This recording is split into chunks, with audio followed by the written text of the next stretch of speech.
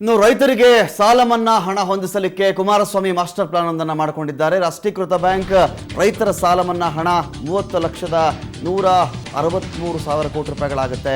ಅಂದರೆ 30,163 ಕೋಟಿ ರೂಪಾಯಿಗಳಾಗುತ್ತೆ. ರಾಷ್ಟ್ರೀಕೃತ ಬ್ಯಾಂಕ್ ಇರತಕ್ಕಂಥದ್ದು 4 ಕಂತುಗಳಲ್ಲಿ ಈಗ 30,163 ಕೋಟಿ ರೂಪಾಯಿಗಳನ್ನು ಬಡ್ಡಿ ಮತ್ತು 7,419 ಕೋಟಿ ರೂಪಾಯಿ ಭರ್ತಿ ಮಾಡಲಿಕ್ಕೆ ಒಂದು ಪ್ಲಾನನ್ನು ಮಾಡಿಕೊಂಡಿದ್ದಾರೆ. ಅಂದರೆ ಈಗ 30,000 ಕೋಟಿ ಚಿಲ್ಲರೆ ಇಷ್ಟು ಹಣವಾಗುತ್ತಲ್ವಾ, ಈ ಹಣವನ್ನು ಒಟ್ಟು 4 ಇನ್ಸ್ಟಾಲ್ಮೆಂಟ್ಗಳಲ್ಲಿ ಭರ್ತಿ ಮಾಡಬೇಕು ಅಂತ ಹೇಳಿ ಕುಮಾರಸ್ವಾಮಿ ಅವರು ತೀರ್ಮಾನವನ್ನು ಮಾಡಿಕೊಂಡಿದ್ದಾರೆ. ಹಾಗಾದಾಗ ನಿಮಗೆ ಬಡ್ಡಿ 7,419 ಕೋಟಿ ರೂಪಾಯಿಗಳನ್ನು ಭರ್ತಿ ಮಾಡಬೇಕು ಅಂತ ಕೂಡ ಪ್ಲಾನ್ ಮಾಡಿಕೊಂಡಿದ್ದಾರೆ. ಸಾಲ ಮನ್ನಾ ಹಣ ಬ್ಯಾಂಕ್ಗೆ ಪಾವತಿ ಮಾಡಲಿಕ್ಕೆ ಸಿಎಂ ಕುಮಾರಸ್ವಾಮಿ ಅವರು ಈ ಒಂದು ಯೋಜನೆ ರೂಪಿಸಿಕೊಂಡಿದ್ದಾರೆ. ಸಮಾಜ ಕಲ್ಯಾಣ ಶಿಕ್ಷಣ ಇಲಾಖೆಯಲ್ಲಿ ಖರ್ಚಾಗದೆ ಸಾಕಷ್ಟು ಹಣ ಉಳಿದಿದೆ, ಈ ಹಣವನ್ನು ಬಳಸಿಕೊಳ್ಳಬೇಕು ಅಂತ ಕೂಡ ಒಂದು ಪ್ಲಾನ್ ಮಾಡಿಕೊಂಡಿದ್ದಾರೆ. ರೈತರ ಸಾಲ ಮನ್ನಾದ ಹಣ ರಾಷ್ಟ್ರೀಕೃತ ಬ್ಯಾಂಕ್ಗಳಿಗೆ ಪಾವತಿ ಮಾಡಲಿಕ್ಕೆ ಬಳಕೆ ಮಾಡಿಕೊಳ್ಳಬೇಕು ಅಂತ ಕೂಡ ಅವರು ಯೋಚನೆ ಮಾಡಿಕೊಂಡಿದ್ದಾರೆ. 2018-19 ಸಾಲಲ್ಲಿ 6,500 ಕೋಟಿ ರೂಪಾಯಿ ಪಾವತಿಸುವ ಒಂದು ಗುರಿಯನ್ನು ಕೂಡ ಇಟ್ಕೊಂಡಿದ್ದಾರೆ. ಅಂದರೆ ಈ ಸಾಲಲ್ಲಿ ಈ ವರ್ಷದ ಒಂದು ಗುರಿಯಾಗಿ ಇವರು 6,500 ಕೋಟಿ ರೂಪಾಯಿಗಳನ್ನು ರೈತರ ಸಾಲ ಮನ್ನಾ ಹಣ ಏನು ನಾವು ಅಂದ್ಕೊಂಡಿದ್ದೀವೋ ಇಷ್ಟು ಹಣವನ್ನು ಬ್ಯಾಂಕ್ಗಳಿಗೆ ಕಟ್ಟಬೇಕು ಮೊದಲ ಕಂತಿನ ರೂಪದಲ್ಲಿ ಅಂತ ಒಂದು ಯೋಜನೆ ಇದೆ ಇವರಿಗೆ. ಈಗಾಗಲೇ ಬಜೆಟ್ನಲ್ಲಿ 6,000 ಕೋಟಿ ರೂಪಾಯಿಗಳನ್ನು ಸರ್ಕಾರ ಇದೇ ಉದ್ದೇಶಕ್ಕೆ ಮೀಸಲಾಗಿಟ್ಟಿದೆ. 2 ಇಲಾಖೆಯಲ್ಲಿ ಉಳಿದಿರತಕ್ಕಂಥ 600 ಕೋಟಿ ರೂಪಾಯಿ ಹಣವನ್ನು ಬಳಕೆ ಮಾಡಬೇಕು ಅಂತ ತೀರ್ಮಾನವನ್ನು ಮಾಡಿಕೊಂಡಿದ್ದಾರೆ. ಇನ್ನು 2019-20ಕ್ಕೆ ರಾಷ್ಟ್ರೀಕೃತ ಬ್ಯಾಂಕ್ಗಳಿಗೆ 2ನೇ ಕಂತಾಗಿ ಸೆಕೆಂಡ್ ಇನ್ಸ್ಟಾಲ್ಮೆಂಟ್ ಆಗಿ 8,656 ಕೋಟಿ ರೂಪಾಯಿಗಳನ್ನು ಪಾವತಿ ಮಾಡಬೇಕು ಅಂತ ಹೇಳಿ. ಅಂದರೆ ಒಮ್ಮೆಗೆ 30,000 ಚಿಲ್ಲರೆ ಕೋಟಿ ನೀವು ಸಾಲ ಮನ್ನಾ ಮಾಡ್ತೀರಿ ಅಂತ ಹೊರಟಾಗ ಹೇಗೆ ಕಟ್ತೀಯಪ್ಪ ನೀನು ಅಂತ ಬ್ಯಾಂಕ್ಗಳು ಕೇಳ್ತವೆ. ಆಗ ಇನ್ಸ್ಟಾಲ್ಮೆಂಟ್ ರೂಪದಲ್ಲಿ ನೋಡಿ ಸ್ವಾಮಿ, ಇಷ್ಟು ಬಡ್ಡಿ ಕಟ್ತೀನಿ, ಇಷ್ಟು ಅಸಲು ಕಟ್ತೀನಿ, ಮೊದಲನೇ ವರ್ಷ ಇಷ್ಟು, 2ನೇ ವರ್ಷ ಇಷ್ಟು ಅಂತೇಳಿ ಒಂದು ಪ್ಲಾನನ್ನು ಬ್ಯಾಂಕ್ಗಳ ಮುಂದೆ ಇಟ್ಟಿದ್ದಾರೆ. ಮುಂದಿನ ಬಜೆಟ್ನಲ್ಲಿ ಸುಮಾರು 6,000 ಕೋಟಿ ರೂಪಾಯಿಗಳನ್ನು ಸಾಲ ಮನ್ನಾಗೋಸ್ಕರವಾಗಿಯೇ ಮೀಸಲಾಗಿ ಇಡಬೇಕು ಅಂತ ಪ್ಲಾನ್ ಇದೆ.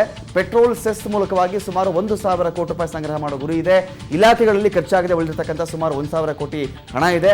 ಅದನ್ನು ಸಂಗ್ರಹ ಮಾಡಿಕೊಂಡು ಎಲ್ಲ ಇಲಾಖೆಗಳ ಅಧಿಕಾರಿಗಳಿಗೆ ಈ ಬಗ್ಗೆ ಸೂಚನೆಯನ್ನು ಕೂಡ ಕೊಟ್ಟು ಆ ಮೂಲಕವಾಗಿ ಸಾಲ ಮನ್ನಾ ಮಾಡಬೇಕು ಅಂತ ಹೇಳಿ ಕುಮಾರಸ್ವಾಮಿ ಅವರ ಯೋಜನೆ ಇದೆ. ಇನ್ನು GST ಇಂದ ರಾಜ್ಯ ಸರ್ಕಾರಕ್ಕೆ ಬರ್ತಕ್ಕಂಥ ಹೆಚ್ಚುವರಿ ಹಣವನ್ನು ಕೂಡ ಬಳಸಿಕೊಳ್ಳೋದು ಹೇಗೆ, ಅದರ ಬಗ್ಗೆ ಯೋಜನೆ ಇದೆ ಇವ್ರ ಬಳಿಯಲ್ಲಿ.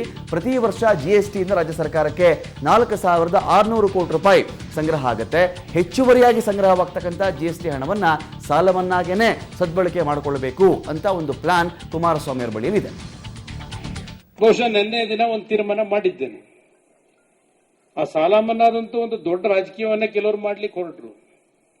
ಇವತ್ತು ಸುಮಾರು 48,000-49,000 ಕೋಟಿ ರೂಪಾಯಿಗಳನ್ನ ಒಂದು ರಾಜ್ಯ ಸರ್ಕಾರ ದೇಶದ ಯಾವುದೇ ಒಂದು ರಾಜ್ಯದಲ್ಲಿ ಮಾಡ್ಲಿಕ್ಕಾಗಿಲ್ಲ. ಇವತ್ತು ಯಾವುದೇ ಒಂದು ಸಹಕಾರಗಳು ನನಗೆ ದೊರಕದೇ ಇದ್ದರು ಕೇಂದ್ರ ಸರ್ಕಾರದಿಂದ.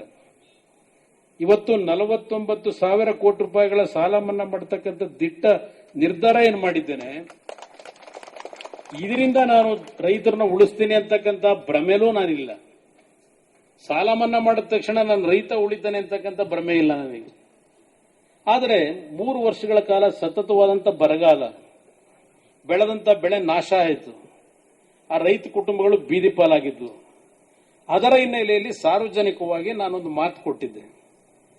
ಸ್ವತಂತ್ರವಾದ ಸರ್ಕಾರ ಮಾಡಲಿಕ್ಕಾಗದೇ ಇದ್ರೂ ಒಂದು ಸಮ್ಮಿಶ್ರ ಸರ್ಕಾರದಲ್ಲೂ ಆ ಕಾರ್ಯಕ್ರಮವನ್ನು ಇವತ್ತು ಅನುಷ್ಠಾನಕ್ಕೆ ತಂದಿದ್ದೇನೆ. ರೈತರ ಸಾಲ ಮನ್ನಾ ಮಾಡಲಿಕ್ಕೆ ನಾನು ಈ ರಾಜ್ಯದ ಆರ್ಥಿಕ ಪರಿಸ್ಥಿತಿಯನ್ನ ಅಧೋಗತಿಗೆ ತೆಗೆದುಕೊಂಡು ಹೋಗ್ತಕ್ಕಂಥದ್ದಕ್ಕೂ ಅವಕಾಶ ಕೊಟ್ಟಿಲ್ಲ. ದೇವರಾಜ ಅರಸು ಅವರು ಮುಖ್ಯಮಂತ್ರಿಗಳಿದ್ದಾಗ 1976ರಲ್ಲಿ ಒಂದು ಬಾರಿ ಅವರು ಏನೋ ಒಂದು ಆಕ್ಟ್ ನ ತಂದಿದ್ರು, ಋಣದಿಂದ ಮುಕ್ತನಾಗಿ ಮಾಡಬೇಕು ಪ್ರತಿಯೊಬ್ಬ ಸಮಾಜದ ವ್ಯಕ್ತಿಯನ್ನ ಅಂತ ಹೇಳಿ. ಇವತ್ತು ನಾನು ನಿನ್ನೆ ತಂದಿರತಕ್ಕಂಥ ಒಂದು ಯೋಜನೆ ಬರೀ ರೈತರಿಗಷ್ಟೇ ಅಲ್ಲ, ಹಲವಾರು ಭೂಮಿ ಇಲ್ಲದೆ ಇರತಕ್ಕಂಥ ಬಡ ಕುಟುಂಬಗಳು, ಅದು ನಗರ ಪ್ರದೇಶದಲ್ಲಿರಲಿ ಹಳ್ಳಿನಲ್ಲಿರಲಿ, ಪ್ರತಿಯೊಬ್ಬರಿಗೂ ಅಪ್ಲೈ ಆಗ್ತಕ್ಕಂಥದ್ದು.